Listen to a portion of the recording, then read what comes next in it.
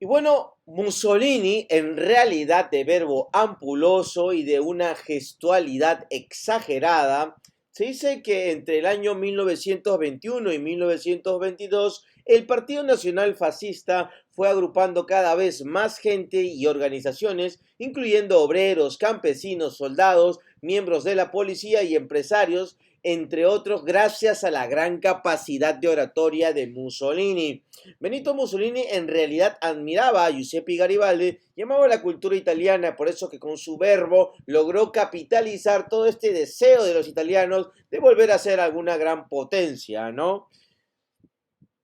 Mao Zedong, a diferencia de Lenin y de Benito Mussolini, era mucho más calmo, más narrativo, hablaba siempre con metáforas, con cuentos, y los chinos parecían que se volvían sus alumnos, porque de hecho Mao Zedong había sido profesor de profesión, ya calmo, narrativo, locuaz y perspicaz. Mao Zedong ha tenido una relevancia significativa, ¿ya?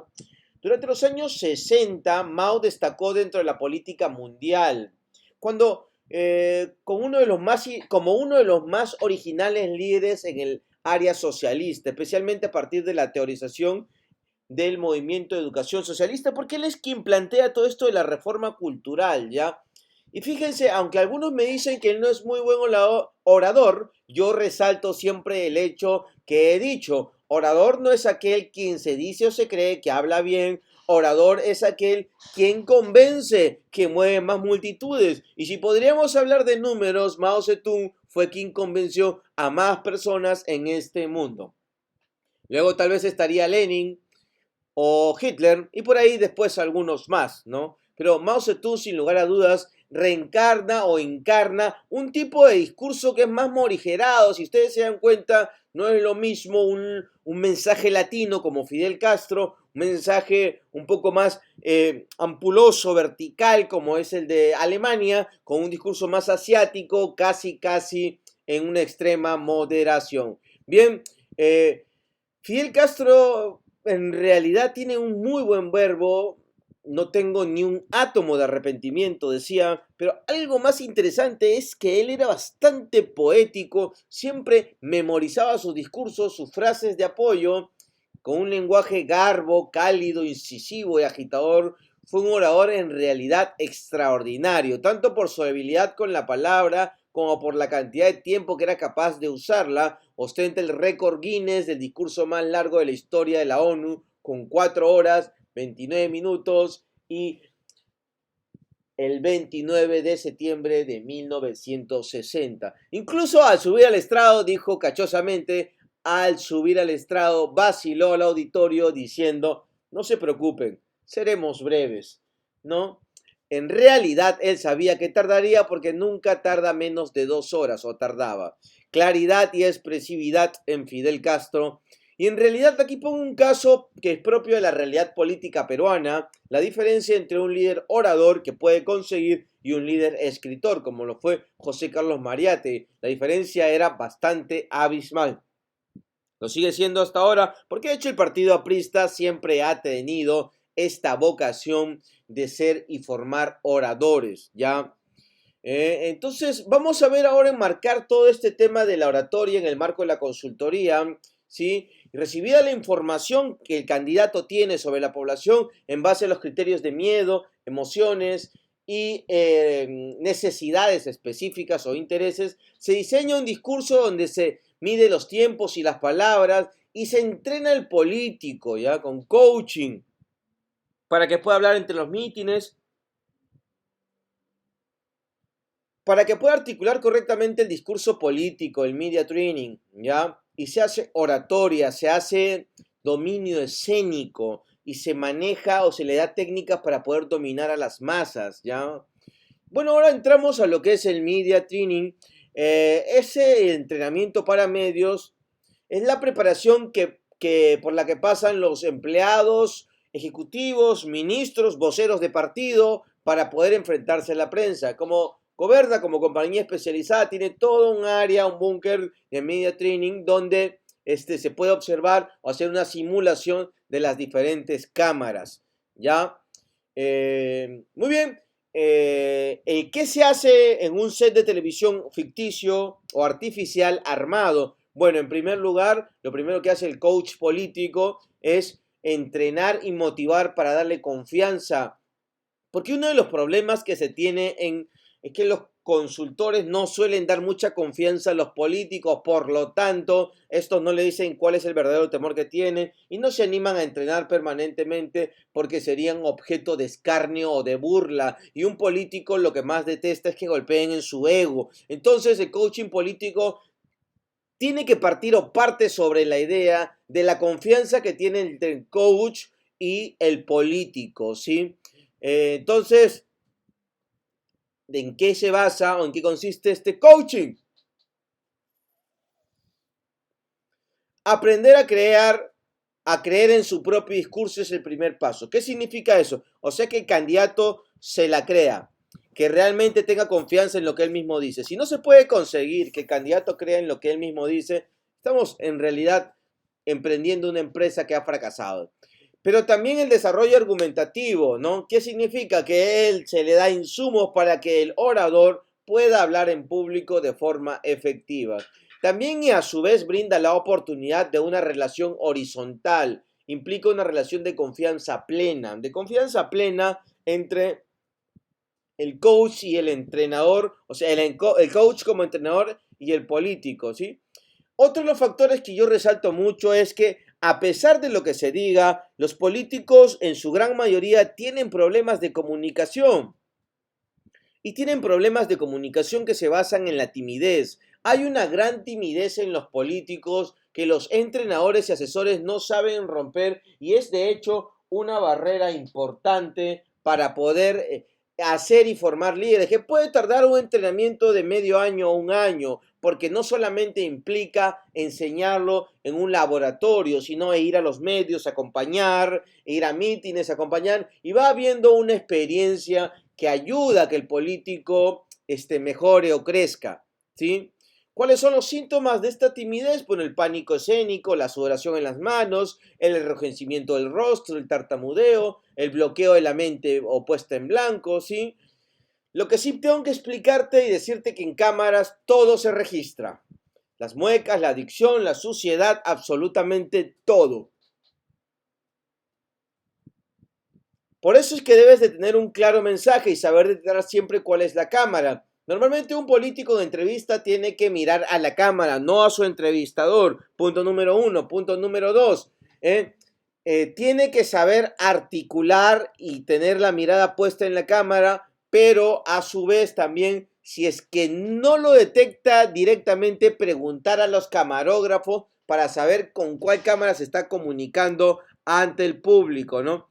Recordemos siempre que en la comunicación de un vocero, el lenguaje corporal representa un 55%, el lenguaje de la voz y el habla un 38% y el lenguaje propiamente dicho un 7%, ¿no? Ahora voy a dar insumos de oratoria política para los voceros de bancada, de senado, de partido, etcétera. ¿Qué es un vocero? En primer lugar, es la cara pública de una compañía o una organización política. ¿Debe o necesita posicionarse el vocero ante la opinión pública? Por supuesto que sí. Y ha sido entrenado para hablar frente a diferentes audiencias y medios. Es preciso, habla claro, de manera articulada y concisa, es disciplinado y se expresa con seguridad. Es decir, es una persona entrenada y versada en temas de trabajo de medios, ¿ya? Además de tener, obviamente, relación con los medios de comunicación.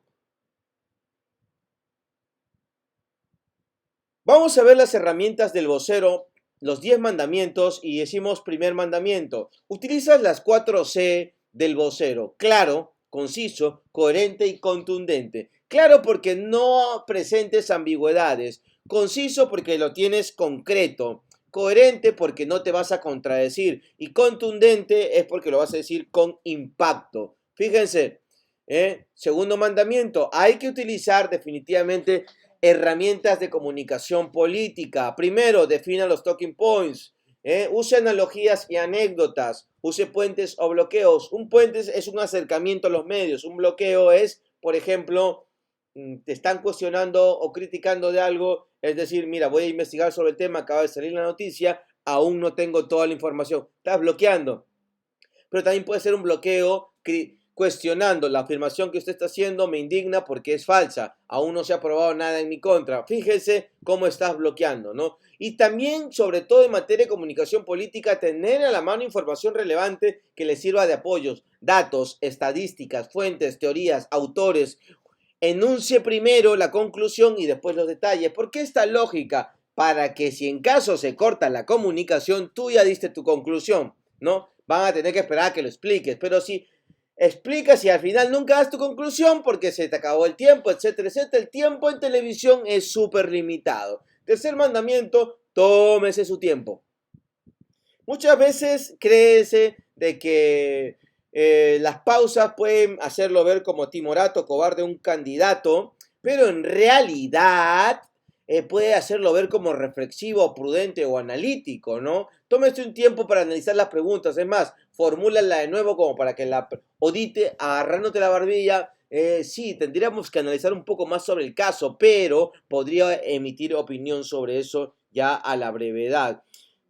Fíjese, cuarto mandamiento, responde a las llamadas de los periodistas, incluso cuando no hay noticia o incluso si te quieren cuestionar. Mantén una buena comunicación con los periodistas. De hecho, es necesario, los vas a necesitar, pero sobre todo, proporciona información clara y suficiente. Si no conoce alguna respuesta, verifique la información y luego comuníquese. Nunca mientas. Si cometes un error, trata de corregirlo o pedir disculpas. Una mentira puede arruinar tu credibilidad como vocero, ¿sí? Sea amigable, pero nunca confundas las relaciones amistosas con las relaciones personales. Establece siempre un límite. Tú eres un representante de una institución o organización política. Séptimo, sé noticia. Recuerda que tus frases de impacto o con poder, si son buenas, pueden utilizar los medios para volverse titulares o frases de impacto. Siguiente, no subestimes el poder de la prensa, ¿ya?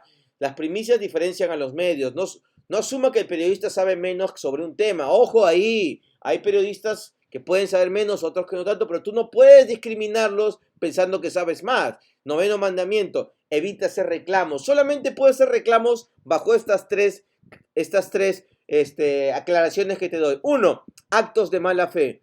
Dos, imprecisiones graves. Tres, acusaciones infundadas. Ahí observa. Mientras tanto, en medios hay que aprender a tener una gran correa, ¿ya? Muy bien, continuamos con el 10º mandamiento. Cada vez que te llamen a una entrevista, no salgas si no sabes quién es el periodista, qué cargo tiene, qué conocimiento, qué medio o tendencia maneja, qué posición política tiene.